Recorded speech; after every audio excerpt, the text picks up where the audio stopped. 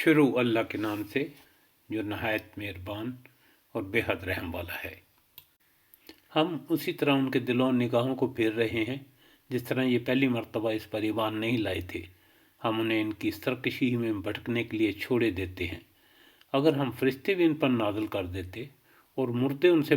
باتیں کرتے اور دنیا بھر کی چیزوں کو ہم ان کے سامنے جمع کر دیتے، تب بھی یہ ایمان لانے والے نہ تھے،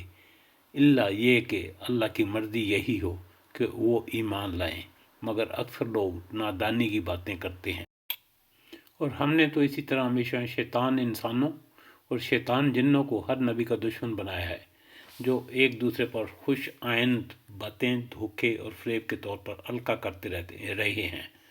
اگر تمہارے رب کی مرضی یہی ہوتی کہ وہ ایسا نہ کریں تو وہ کبھی نہ کرتے، پس تم انہیں ان کے حال پر چھوڑ دو کہ اپنی افترا پردازیاں کرتے رہیں۔ یہ سب کچھ ہم انہیں اس لیے کرنے دے رہے ہیں کہ جو لوگ آخرت پر ایمان نہیں رکھتے ان کے دل اس خوشنما دھوکے کی طرف مائل ہوں اور وہ اس سے راضی ہو جائیں اور ان برائیوں کا ارتکاب کرتے رہیں جنہیں وہ کرنا چاہتے ہیں۔ پھر جب حال یہ ہے تو کیا میں اللہ کے سوا کوئی اور فیصلہ کرنے والا تلاش کروں، حالانکہ اس نے پوری تفصیل کے ساتھ تمہاری طرف کتاب نازل کر دی ہے،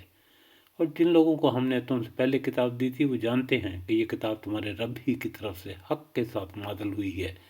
لہذا تم شک کرنے والوں میں شامل نہ ہو۔